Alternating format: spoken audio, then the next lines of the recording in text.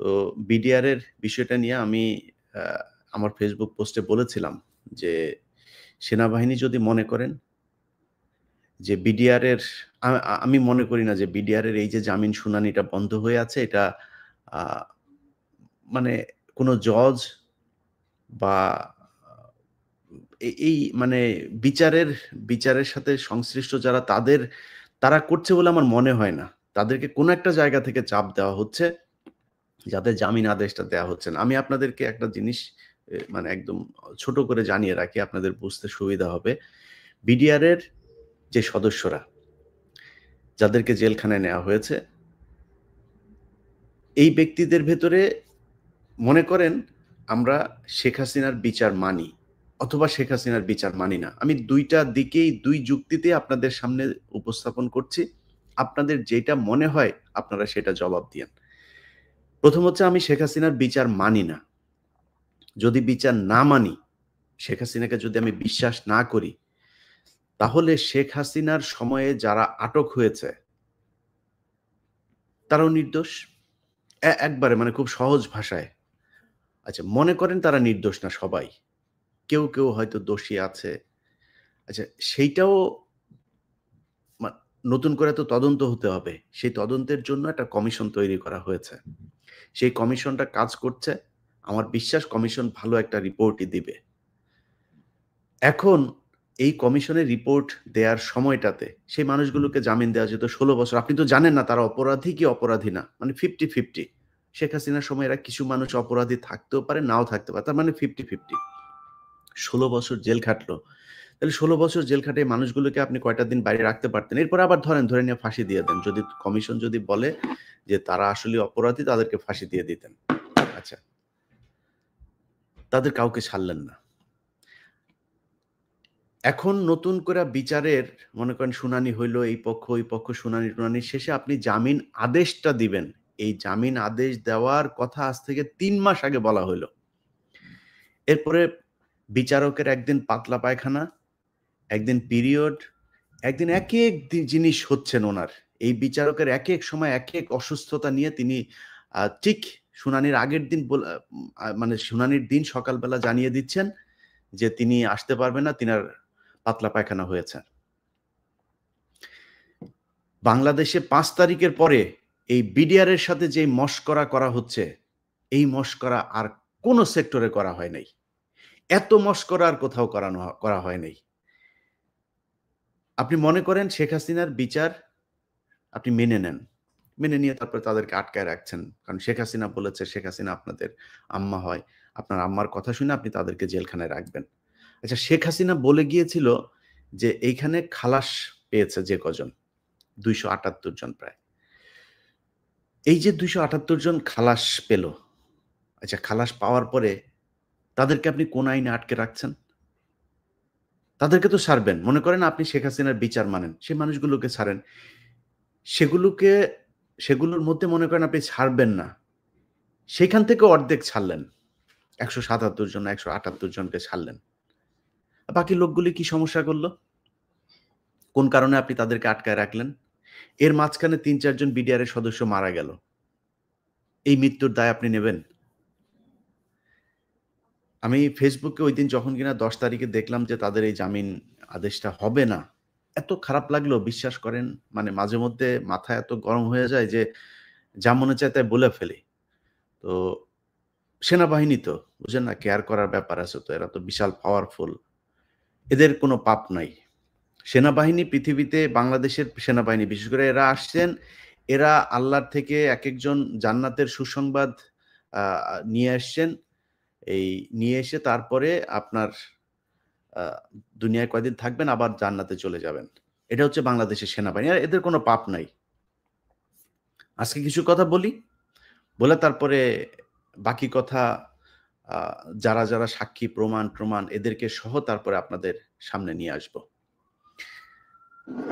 আচ্ছা, ১ম প্রশ্ন হচ্ছে আপনারা যারা আমার ১ম পর্বটা দেখেছেন, সেখানে আমরা একটা জায়গা থেকে শুরু করেছি। পেছনের একটা জায়গা বাদ দিয়ে পরের আরেকটা জায়গা বাদ রেখে মাঝখানের একটা জায়গা আপনাদেরকে শুনিয়েছি। আপনাদের কারো কি মনে হয় যে বিডিআর এর সৈনিকেরা পিলখানা হত্যাকাণ্ডের সময় তাদের যে আচরণ দেখিয়েছে, আমরা তো দেখেছি মানে একেবারে বিদ্রোহ যে হয় নাই তা তো না। পিলখানায় সেদিন বিদ্রোহ একটা হয়েছে। বিদ্রোহ উস্কে দিয়েছে কারা, বিদ্রোহের আগে পরে কি করার পরিকল্পনা ছিল, কারা কি চেয়েছে সেটা পরের কথা। কিন্তু বিদ্রোহ তো একটা হয়েছে, এটাও সত্যি কথা। আপনার সেদিনের ফুটেজগুলো যদি দেখেন, অনেক বিডিআরের সৈনিক তারা অনেকে মুখ খুলে রেখেই কথা বলেছেন। তো ভারতীয় বাহিনী হইলে তো আর মুখ খুলে কথা বলতো না। যারা কিনা এসে ওই যে পিকআপে করে এসে গুলি-টুলি করে চলে যেত, তাদের সবারই মুখ ঢাকা, তাদের চেহারা কেউই চেনে না। তো যারা কিনা মুখ-টুখ খুলেই তারপরে প্রতিবাদ করে, এবং সেই প্রতিবাদগুলো তাদের কি? অপারেশন ডাল ভাত। তারপরে বিডিআর এই সেনাবাহিনীর অফিসারদের অনেকের বউয়ের ব্যাপারে কথা বলেছে। বউদের পেন্টি ধোয়াইতেও বিডিআরকে ইউজ করা হয়। এরকম মানে অভিযোগও আছে। কিছু হইতে না হইতে পাছার মধ্যে লাথি মারা, গালাগালি করা। সেনাবাহিনীর অফিসার এগুলো যারা জান্নাত থেকে এসছেন আবার জান্নাতে উঠা যাবেন। বিডিআরের সৈনিক গরিব মানুষ, কয় টাকা বেতন পায়? তাদেরকে অপারেশন ডাল ভাতে আপনারা নিয়ে গিয়েছিলেন। ওদের টাকা দিয়েছিলেন? সে টাকা ফেরত দেওয়া হয়েছিল? পিলখানার যেই ঘটনা, ওই ঘটনার দিন পর্যন্ত তাদেরকে টাকা পয়সা দেন নাই, কিছুই দেন নাই। ক্ষোভ তো তাদের ছিল। আচ্ছা, এখন ওনারা বিডিআর এর দোষ দেয়। বিডিআর এর যে দোষ দিবেন, বিডিআর এর আপনার যে সিকিউরিটি সেল আছে, তারা কিন্তু আপনার এই তথ্য জানিয়েছিল যে বিডিআর এর কিছু সদস্য এরকম তারা বিদ্রোহ করবে, তারা এরকম পিলখানার দরবারের দিন এই করবে। জানানোর পরে সেনাবাহিনী কিছু করে নাই। কারণ কি? কারণ ওই যে যেই পক্ষটা আপনার এগুলো করতে চেয়েছে সেনাবাহিনীর ওই অফিসারগুলো তাদের সাথে। কারণ তাদের সাথে কে সম্পৃক্ত বলি আপনাদের। কর্নেল মুজিব, আমরা তো স্যাড মিউজিক লাগায়া কর্নেল মুজিব-টুজিব, তারপরে বিডিআর এর যিনি ডিজি আছেন শাকিল সাহেব। শাকিল, আমি আপনাদেরকে ভাই বহুবার সময় দিয়েছি, বহুবার বলেছি যে এসব কথাবার্তা বলবো না, বলতে চাই না, আপনারা আপনাদের কাজ করেন, করেন নাই। আপনারা যদি মনে করেন যে বিডিআর এর লোকজনের সব ফাঁসি দিয়ে দিবেন, ফাঁসি দিয়ে দেন। যান, আপনাদের যা মনে চায় করেন। এই কর্নেল মুজিবের স্ত্রী এমন কোনো ধান্দাবাজি নাই যেটা সে করে না।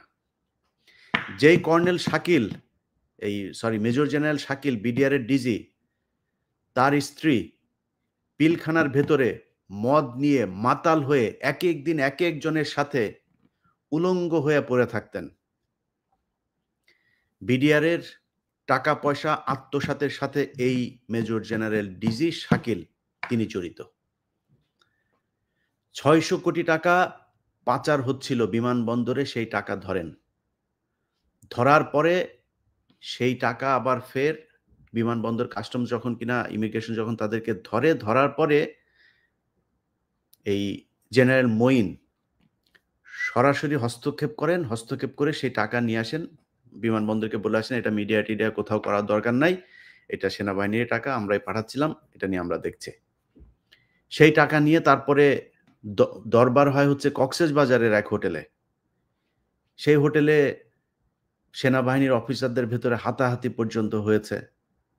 সবশেষ সেই টাকা আর বিডিআর এর ডিজিকে দেওয়া হয় নাই। সেই টাকা আত্মসাৎ করে মঈন, কর্নেল মুজিব, তারপরে লেফটেন্যান্ট কর্নেল ওর নাম কি শামস, এদের একটা গ্রুপ মিলে তারপরে এদেরকে হত্যা করে। এই গ্রুপটার সাথে যে দ্বন্দ্বটা, এই দ্বন্দ্বটাকে কাজে লাগিয়েই ভারত দেখলো যে এই যে এদের মধ্যে একটা লেগেছে, সো এটা একটা সুযোগ, এটা কাজে লাগানো যায়। তখন এই কর্নেল মুজিব, যে মুজিবকে মারা হয়েছে, এই মুজিব কিন্তু এই হত্যাকাণ্ডের সাথে জড়িত। সে জানতো এদেরকে হত্যা করা হবে, কিন্তু তাকে যে হত্যা করা হবে সেটা সে জানতো না। কারণ ভারত ওদের ভেতরে দ্বন্দ্বকে কাজে লাগিয়ে তারপরে ২ পক্ষের ভেতরে আপনার ঢুকে গিয়েছে। এখন ঢোকার পরে ভারত চায় যে আরো অনেককে হত্যা করা হোক। তাদের তো আরো কিছু ওই যে রৌমারি-টোমারি কিছু জায়গা আছে না? সেগুলো তারা চায় যে তাদেরকেও এখানে আনা হোক। তাদেরকে নিয়ে এসছে। ঠিক পিলখানার হত্যাকাণ্ডের ২ মাসের ভেতরে আপনি দেখবেন যে যেই পদায়নগুলো করা হয়েছে, ট্রান্সফার গুলো করা হয়েছে, এখান থেকে অনেককে সরানো হয়েছে, অনেককে ঢুকানো হয়েছে। কর্নেল গুলজার সহ আরো অনেক দেশপ্রেমিক যেসব অফিসার আছে তাদেরকে এখানে ঢুকানো হয়েছে। এটা হচ্ছে ভারতের পলিসি, ভারতের পরামর্শে এটা করা হয়েছে। আর কর্নেল মুজিব এই পুরো কনস্পাইরেসি যেটা হয়েছে আপনার বিডিআর এর যে সোলজাররা ছিল তারা একটা কনস্পাইরেসির সাথে ছিল। তারা কিসে ছিল? তাদেরকে বলা হয়েছিল যে পিলখানায় একটা বিদ্রোহ হবে, দরবার শুরু হবে। দরবার শুরু হওয়ার পরে তোমরা যাবা, গিয়ে তারপরে বলবা যে আমাদের এই দাবি, এই দাবিগুলো মানতে হবে। না মানলে আমরা ডিজিকে মেরে ফেলবো। অফিসারদের একটাও যেতে দিব না। ব্যারিস্টার তাপসের বাসায় একটা মিটিং হয় ২০০৮ সালে নির্বাচনের আগে। সেই মিটিংয়ের ভেতরে শেখ হাসিনা নিজে তাদের সাথে ফোনে কথা বলেছেন এবং এই বিডিআর এর যে সদস্য তাদেরকে আশ্বস্ত করেছেন যে তোমরা যা আমাদের এই তাপস এবং নানক যে আদেশ দিবে তোমরা এই আদেশ অনুযায়ী কাজ করবা। আমি যখন কিনা তোমরা বিডিআর এর ডিজিকে ধরবা, গান পয়েন্টে নেয়ার পরে আমি তারপরে কিছুক্ষণ পরেই যাবো পিলখানায়, গিয়ে তোমাদের সব দাবি-দাওয়া মেনে নিবো এবং এই বিডিআর এর অফিসারদেরকে আমি সাথে করে নিয়ে আসবো। এরপর থেকে তোমরা স্বতন্ত্র একটা বাহিনী হবা। এখানে আর্মির অফিসারদের আর কোনো থাকবে না। এই মূলা ঝুলিয়ে তাদেরকে আশ্বস্ত করা হয়। তো বিডিআর কি জানে? বিডিআর জানে এখানে কোনো রক্তপাত হবে না, কিছুই হবে না। যেহেতু কোনো অফিসারের কাছে কোনো অস্ত্র থাকবে না, বিডিআর এর সদস্য একটা অস্ত্র নিয়ে যেয়ে তাদেরকে জিম্মি করবে। তাদেরকে শেখ হাসিনা এসে নিয়ে যাবে, দাবি দেওয়াই হবে। বিডিআর এর অধীনে বিডিআর চলবে। এই হচ্ছে বিডিআর জানে। বিডিআরকে কিন্তু কোনো হত্যাকাণ্ড, কোনো কিছুর ব্যাপারে তাদেরকে জানানো হয়নি। এবং বিডিআর এর কেউ এটার ব্যাপারে জানে না। জানে কারা? এই কর্নেল মুজিব সহ এই কয়েকটা এই যে শামস-টামস এরা জানে। এখন এদের এদের উদ্দেশ্য কি? এদের উদ্দেশ্য হচ্ছে ওই যে আপনার এই যে ৬০০ কোটি টাকা অপারেশন ডাল ভাতের মেরে দেওয়া যে টাকা, সেই টাকা নিয়ে দ্বন্দ্ব। যাতে বিডিআর এর ডিজি সহ এরা যাতে এটা দাবি করতে না পারে, এটা নিয়ে যাতে আর কোনো ঝামেলা না করে, পুরো টাকাটা তারা আত্মসাৎ করার জন্য একে মারতে হবে।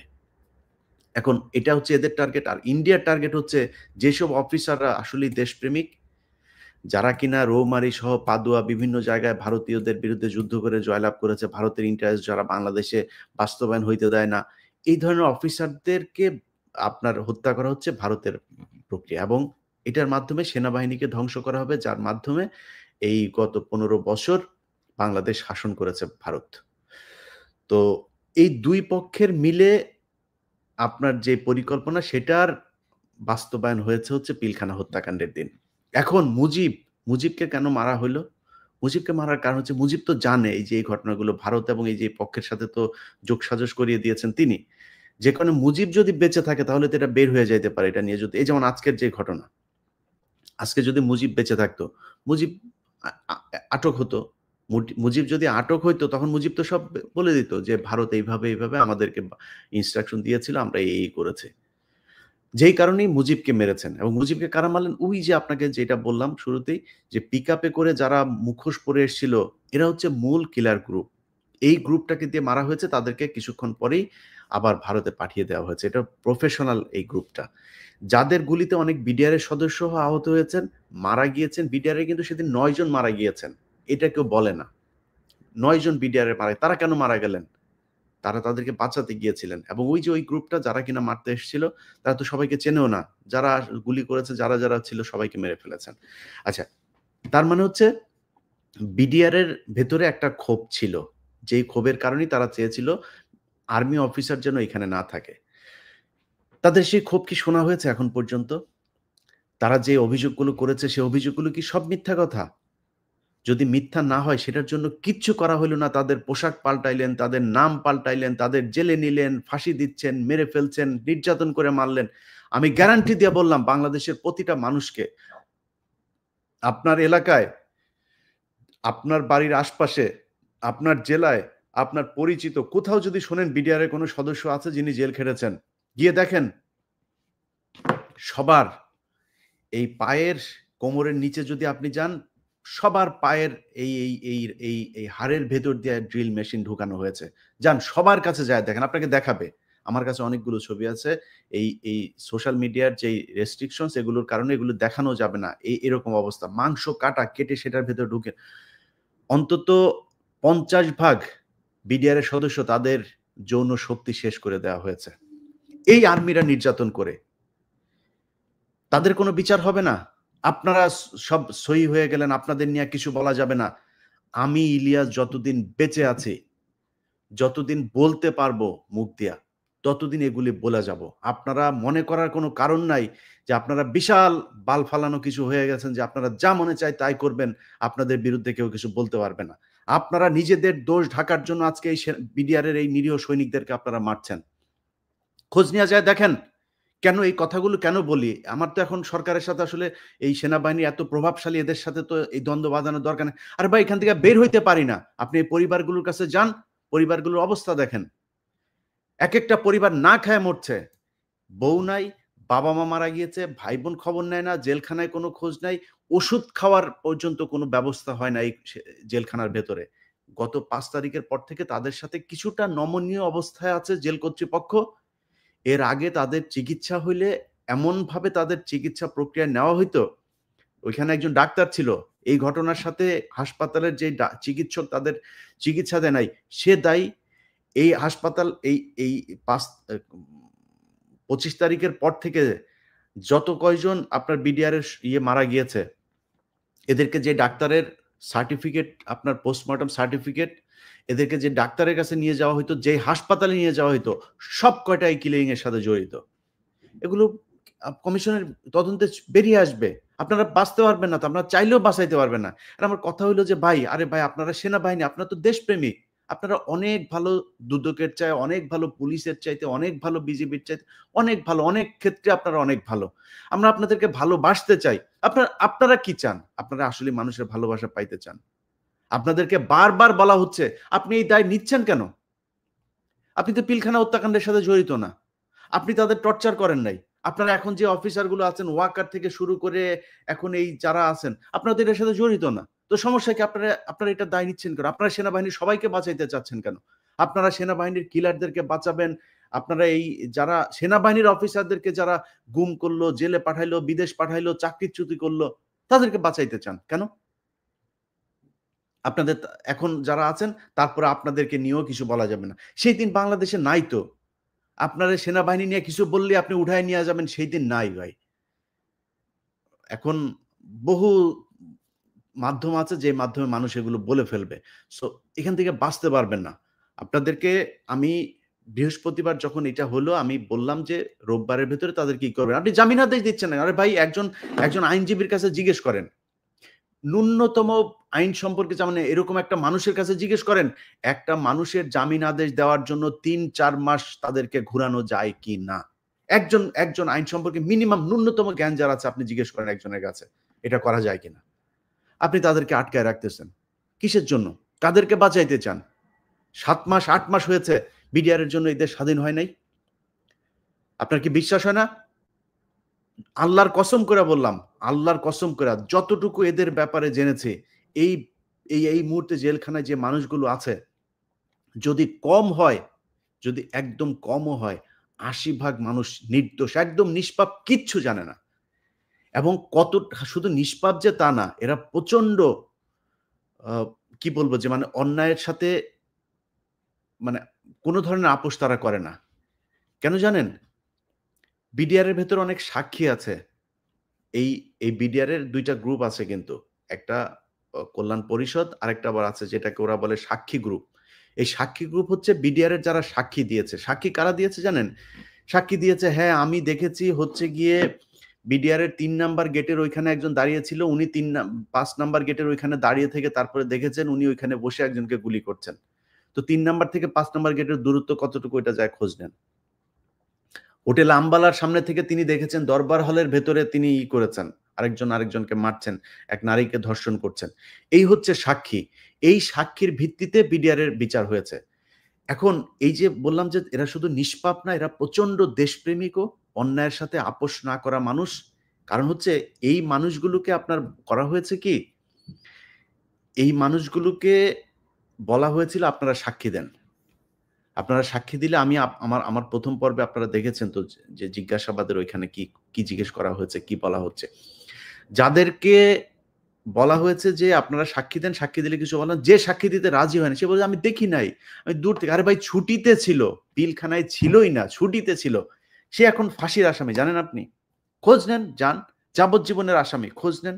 ছুটিতে থাকা মানুষ, ছুটিতে ছিল, চাকরি চলে গিয়েছে। 5 বছর 6 বছর জেল খেটে তারপরে বসিয়ে রেখেছে, নির্দোষ, চাকরি ফেরত পায় নাই। এটা কোন আইন? এর কোন আইন হইল নাকি? তো আপনার যদি মনে হয় এইসব দেখে আমাদের গায়ে আগুন জ্বলবে না, তাহলে তো আর গত ১৫ বছর আমরা চুপ করে থাকতাম। আমার সমস্যা ছিল কি? আমি ২০১৪ সালের ৫ জানুয়ারি নির্বাচনে যদি শেখ হাসিনার সাথে এই এই গ্যাঞ্জামে না যাইতাম, যদি এই নির্বাচনের দিন অন্য আমারে তো ডিজিএফআই নিয়ে গিয়ে তার বলেছে যে ১ম যখন ফোন করেছে সকাল ৯ টায় লাইভ করি, ১১ টায় ফোন করেছে আবার। এই এই যে কমান্ডার তখনকার ক্যাপ্টেন হচ্ছে সোহেল। বলতেছে যে, "আপনি এইসব দেখাচ্ছেন কেন? ভোট কেন্দ্র খালি, কুকুরের ছবি এই সেই এগুলি দেখাচ্ছেন কেন? আপনি মানুষজন ভোট দিতে যাচ্ছে তাদেরকে দৌড়ায়, দৌড়ায় ধরছেন, এরকম করছেন কেন?" আমি বললাম যে, "এগুলি তো হচ্ছে ভাই, তাহলে কি করব? আমি যখন ভোট কেন্দ্রে ঢুকছি তখন সে দৌড় দিচ্ছে। আমি তার পেছনে, পেছনে আমার তো ওই ইয়েটা লাগবে। আমার তো সে তার হাতে কি ওটা তো লাগবে আমার। আমি তো তারে মারতে যাইনি। আমি তো এটা আনতে গিয়েছি।" তা আমি কি করব? যা হচ্ছে সেটাই তো দেখাচ্ছে। বলছে, "অন্যান্য টেলিভিশন পত্রিকাগুলো যা করে আপনি দেখেন না? আপনি খালি এগুলি দেখাচ্ছেন। ২১শে টিভি ছাড়া আর অন্য কিছু না। কেউ নাই নাকি?" আমি বললাম, "অন্য কে কি দেখে সেটা তার ব্যাপার। আমি কি দেখি সেইটা আমার ব্যাপার। আমি আমার টেলিভিশন সেটাই চালাবে যেটা আমি দেখছি। আমি তো আরেক টেলিভিশনের রিপোর্টারের করব না।" তো সেগুলি যদি অন্য টেলিভিশনের মতো করেই চলতাম, তাহলে তো আমার মামলা খাইতে হয় না। আমার তো ২০১৫ সালে ২১শে টিভির আব্দুল সালামকে জেলে যাইতে হয় না। তার জেলে যাওয়ার কনক সারোয়ারের জেলে যাইতে হয় না। আমার পালায় থাকতে হয় না, পালায় দেশ ছাড়তে হয় না। তাহলে তো ঠান্ডা হয়েই থাকতাম। আপনার কি মনে হয় এইসব দেখলে তো কষ্ট হয় রে ভাই। আমি আপনার পক্ষে কথা বললে তো আমার আরো লাভ। আমি যদি এখন সেনাবাহিনীর ডিজিএফআই এর পেইড এজেন্ট আছে কারা আমরা চিনি না? পেইড এজেন্ট, পেইড ইউটিউবার যারা আছে তাদের মতো যদি নাকি কথা বলে যদি নাকি আমি তাদের কাছ থেকে সুবিধা নিতাম, তাহলে তো আমারও ভালোই হইতো। আমি নেই কেন? কারণ আমি তো অন্যায়ের সাথে আপোস করব না। আপনি আমারে মেরে ফেললেও করব না। আমি যতদিন জীবিত আছি এই ব্যাপারে আমি কথা বলেই যাব। এখন আপনাদের কাছে অনুরোধ ভাই, দেখেন যারা মারা গিয়েছে তাদের নিয়েও বাজে কথা বলতে চাই না। আপনাদের নিয়েও বাজে কথা বলতে আপনাদের এই সেনাবাহিনী এই দেশকে চালাইতে হবে। আমি সেনাবাহিনীর স সবাইরে যদি বাদ দিতে হয় তারপরে আবার ফের সেনাবাহিনীই লাগবে এই দেশ বাঁচাইতে হইলে, এই দেশের সেফটির জন্য। সো আপনাদের কাছে অনুরোধ আল্লাহর ওয়াস্তে, আল্লাহর ওয়াস্তে এই বিডিআর এর যেই লোকগুলির সাথে যেই প্রতারণা করছেন, যেই যেই বঞ্চনা, যেই মানে নির্যাতনের শিকার এই পরিবারগুলোর কাছে যদি মিনিমাম মনুষ্যত্ব থেকে থাকে, আপনারা তো এটা বুঝবেন না। আপনাদের এইখানে এই বলে থাকেন যে আ কি বলে রেপ করেছে। স আর্মি অফিসারদের অনেকের ওয়াইফকে রেপ করেছে। রেপ করলে আমি সেটার বিচার চাই। কিন্তু রেপ করেছেন যতজনকে রেপ করা হয়েছে তার চাইতে বেশি মানুষকে আপনারা প্রস্টিটিউট বানিয়েছেন। অনেক অফিসার মারা গিয়েছে তাদের ওয়াইফদেরকে আপনারা প্রস্টিটিউট হইতে বাধ্য করেছেন। আপনাদের বিভিন্ন অফিসারদের খাটে গিয়ে তারপরে তাদের ইজ্জত নষ্ট করেছেন। মিথ্যা কথা? এগুলো যদি চান আপনাদের লোকজনের বক্তব্য আছে সেগুলো চালায় দিব। আপনাদের অফিসারদের বউদের বক্তব্য আছে। এই এই যে এখন পর্যন্ত আপনার মুজিবের বউ, মুজিবের বউয়ের কত টাকা আছে সেটা খোঁজ নেন যায়া।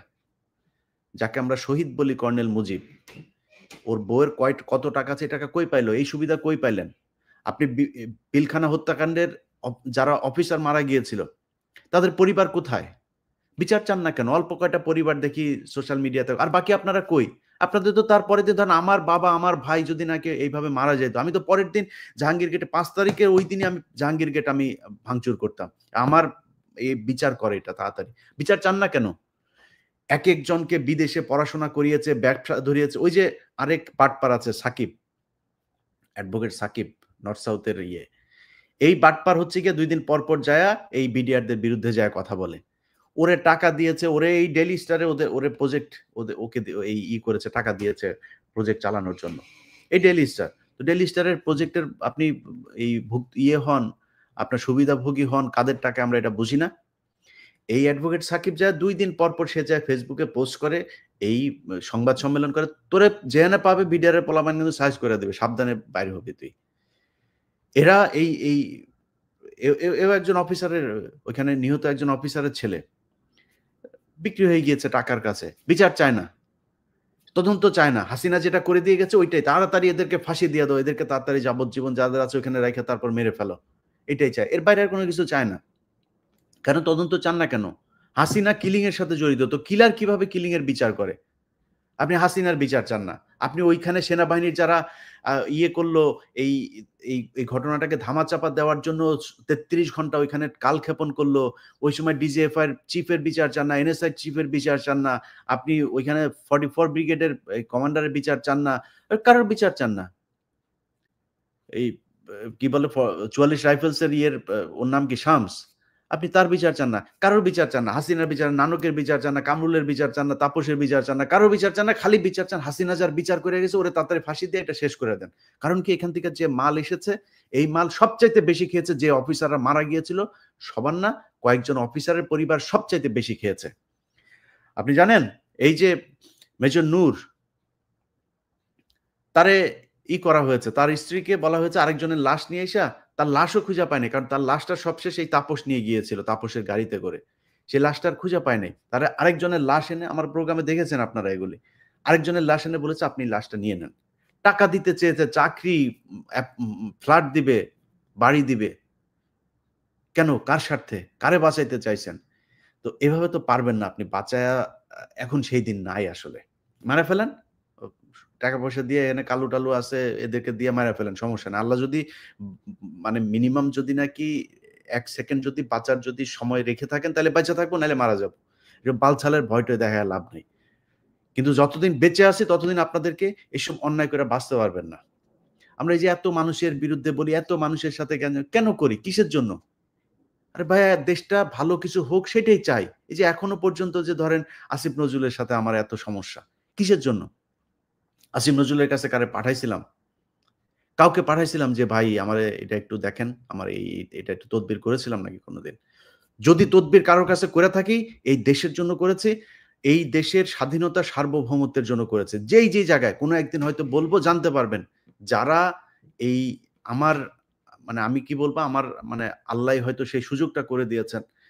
আমার কারণে যারা মুক্ত হয়েছেন, জেল থেকে বের হয়েছেন, তাদের কাছ থেকে কোনো একদিন জানতে পারবেন যে এই দেশে সেই ছায়ানট, উদীচী, এই সিপিবি, ওইদিকে সে ৫০০ জায়গায় বোমা হামলা, এগুলো কারা করেছে?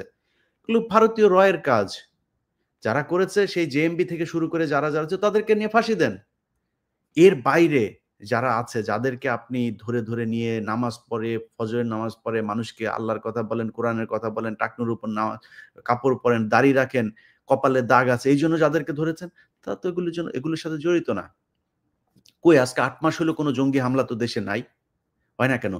যদি জঙ্গি হামলা আবার হয়, আবার যদি হয় তাহলে মনে করবেন আবার তাদের লোক করছে। কিছু লোকের ব্যাপারে বলে রাখি, এই যে সিটিটিসির প্রধান আছেন মাসুদ করিম, এটা হলো এই আওয়ামী জঙ্গিবাদের সাথে জড়িত। সে বাংলা ট্রিবিউন নতুন করে দেখবেন জঙ্গির, বিবিসি নতুন করে জঙ্গির দেখবেন শুরু করেছে। প্রথম আলো, ডেইলি স্টার এরা তো আছেই সাথে। হুম? ২ দিন আগে প্রথম আলো নিউজ করেছে হাত পায়ে বেঁধে কেরোসিন ঢেলে দেওয়া হয়। ওই যে মাদ্রাসার সিরাজউদ্দৌলা নুসরাত হত্যাকাণ্ড ফেনীতে। কই পাইলেন এই খবর? আপনি রায় দিয়ে দিলেন? তাদের আপিল তো এখনো বাকি আছে। তাদের সব শুনানি শেষ নাকি? ফাঁসির রায় কার্যকর হয়ে গিয়েছে? আপনি পত্রিকা বললেন কেমনে? তারা আমাদেরকে সাংবাদিকতার এথিক্স শেখায়। এথিক্স আমরা অনেক ভালো জানি। আমরাও এগুলি নিয়ে পড়াশোনা কইরা তারপরে সাংবাদিক হইছি। কিন্তু তাদের কাছে তাদের প্রয়োজন যখন হয় তখন তারা এথিক্স এর বাইরে যায় রাজনীতি করে। আমরা যদি কারো Facebook আপনার ফোন রেকর্ড যদি ফাঁস করি, এটাকে হচ্ছে গিয়ে ব্যক্তিগত আপনার স্বাধীনতা হস্তক্ষেপ। আর উনারা যখন করেন তখন ওইটা আর সমস্যা হয় না। উনারা একজন মানুষকে ফাঁসি দিয়া দিচ্ছেন মিথ্যা কথা বলে, সে নাকি অমুকের মেয়েকে নিয়া রাজা এই কি বলে পাকিস্তানিদের ক্যাম্পে নিয়ে দিয়ে এসেছেন। এটা বলে ফাঁসি দিয়ে দিচ্ছেন মানুষকে। ওইটা ব্যক্তি স্বাধীনতা হস্তক্ষেপ না। ওইটা ব্যক্তি আক্রমণ হয় নাই। উনাদের নিয়ে যখন কিছু বলবেন তখন উনারা খুব সুশীল হয়ে যায়। খুব সুশীল সেজে তারপরে ব্যক্তি স্বাধীনতার কথা বলবে, সুন্দর কথা বলে। সো আমরা এগুলির নিয়ম জানি। উনারা উনাদের সুবিধার সময় এথিক্স শেখায়, আবার উনাদের যখন দরকার হয় তখন এথিক্স ভঙ্গও করে। নিউজ করে ফেলেন বড় করে শিরোনাম দিয়া।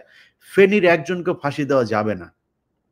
বনজের কাছ থেকে যত টাকাই খান, ইন্ডিয়ার কাছ থেকে যত টাকাই খান, ফেনীর একজনকেও ফাঁসি দেওয়া যাবে না। কারণ ফেনীর ঘটনায় যাদেরকে জড়ানো হয়েছে এই ঘটনার পুরো তদন্ত প্রক্রিয়াটাই ত্রুটিপূর্ণ। এটা নিয়ে আগে দেখিয়েছি। আমি এখনো কাজ করছি। এটা ২-৪ দিনের ভেতর। তবে ওইটার সাথে যে বিচারক-টিচারক যারা আছেন এদেরকেও বইলা রাখি খুব সাবধান।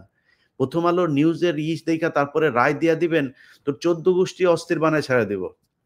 তুই কয় টাকা বেতন পাইতিস সারা জীবন আর তোর এখন প্রপার্টি কত টাকার, ওইটার হিসাব টানলেই তোর সবকিছু বের হয়ে যাবে। শান্তিতে মান-সম্মান নিয়ে বাঁচতে দিব না। আমি কিন্তু কারোরে ধরি না ভাই। আপনাদের অনেকের কাছে মনে হইতে পারে যে অমুকের ন্যাংটা ফুটেজ, অমুকের এই ফুটেজ, এগুলি কোন না কোন বহুত মানুষের ন্যাংটা ফুটেজ আমার কাছে আছে। আমি সারি না তো, কেন সারি না? ওই জায়গায় যা হিট না করলে। এই যে কয়দিন আগে কবির বকুলেরটা দেখছেন না? যখন দেখাই তখন আইসা ভাই দেখানোর যখন বলি যে কালকে ছাড়বো, তখন আইসা সব হাতে পায়ে ধরে, "ভাই এটা দিয়েন না, ভাই এই বলে, ওই বলে।" আমি তো এই আপনাদেরকে ওয়ার্নিং বহু আগে দিয়ে রেখেছি। ছাড়বো না তো। আপনারে যারা 'প্রথম আলো', 'ডেইলি স্টার' এই জায়গায় যেতে না করেছিলাম, এই আন্দালিব রহমান পার্থ আছে না? আমি যেইখানে পাবো, যেই অবস্থায়, যেই জিনিস পাবো, ছেড়ে দিব। বলে রাখলাম। পার্থ ভাই দেখবে হয়তো। পার্থ ভাই মাঝখানে ফোনও করছিলেন। আমি এর আগেও একবার বলেছিলাম, উনি আমাকে ফোন দিয়েছিলেন। "ইলিয়াস তুমি আমারে এমনে বললা।" আমি বললাম, "বলছি তো ভাই। আপনি 'প্রথম আলোয়' গেছেন না? এই যে রুমিন ফারহানা, অনেক ভালোবাসতাম। এখনো ভালোবাসি। কিন্তু পাইলেই সাইজ করে দিব। সুযোগ পাইলেই সাইজ করে দিব। কারণ 'প্রথম আলোতে' গিয়েছিলেন। যারা গিয়েছেন, এই যে আসিফকে দেখছেন না? আসিফকে কিন্তু খুব পছন্দ করতাম। আসিফের সাথে খুব ভালো সম্পর্কও ছিল। ছাড়ি নাই। কেন? কারণ 'প্রথম আলোতে' গিয়েছেন। 'প্রথম আলো', 'ডেইলি স্টার', ইন্ডিয়া এই জায়গায় কোনো ছাড় নাই। আওয়ামী লীগেরও ছাড়বো। কিন্তু 'প্রথম আলো', 'ডেইলি স্টার' ইন্ডিয়ার সাথে কানেকশন বহুত আওয়ামী লীগের আছে, যারা কিনা ইন্ডিয়ার সাথে কানেকশন নাই। ইন্ডিয়ার ব্যাপারে যাদের একটা আলাদা মতাদর্শ আছে, তাদের ব্যাপারে মাপ আছে। কিন্তু ইন্ডিয়া, 'প্রথম আলো', 'ডেইলি স্টার', 'উদীচী', 'ছায়ানট', ওই সিপিবি এগুলোর ব্যাপারে কোনো মাপ হবে না। যারে যখন যেইভাবে পাওয়া যাবে সেইভাবে উলঙ্গ করে দেওয়া হবে। যেই ভিডিও পাওয়া যায় ওইটাই উলঙ্গ করে দেওয়া হবে। কোনো মাপ নাই। একদমই মাপ দেওয়া হবে না। অতএব আবারও ওয়ার্নিং দিচ্ছি, এখান থেকে সরে আসতে হবে। বাংলাদেশে এই ছোট্ট করে নিউজ করবেন, ওই বিবিসির বালের নিউজ আর ওই টিবিএনের নিউজ বাল করে আপনি আবার জঙ্গি হামলার করবেন, চ্যানেলের জিল্লু-টিল্লু মিলা, ওই বাল বাংলাদেশের মানুষ আর খাবে না। বাংলাদেশে কোনো জঙ্গি নাই। বাংলাদেশের জঙ্গি যারা ছিল তাদেরকে বিএনপি জামায়াতি সাইজ করে দিয়ে গিয়েছে। এরপরে যা হয়েছে সবকিছুই এই, এই যে শায়েখ আব্দুর রহমান বাংলা ভাই এদেরকে মারার কারণে ভারতের যে পরিকল্পনা সেটা যেহেতু বাস্তবায়ন করা যায় নাই, বিএনপি যেহেতু সেটাকে করতে দেয় নাই, এই কারণে এখন ভারতের পদে আগুন ধরেছে। এখন ভারত নানানভাবে এই বিভিন্ন জায়গায় বোমা হামলা এই সেই নিজেদের সংগঠনের এগুলো নিজেরা করে তারপরে এই দেশের আলেম সমাজকে, এই দেশকে পৃথিবীর কাছে জঙ্গি রাষ্ট্র হিসাবে বানাইতে চেয়েছে। এটা করা যায় নাই দেখে তাদের এখন কষ্ট। তারা এখন নতুন করে নতুন ছক করছেন। যাই হোক, অনেক বিষয় নিয়ে কথা বললাম। সবশেষ এই কথাটা বলে শেষ করি ভাই। এই কথার এখন আর ভাল লাগে না। দেখেন না আমি এখন লাইভ টাইভেও আসি না। মানে খুবই বিশ্বাস করেন প্রচন্ড হতাশ আমি।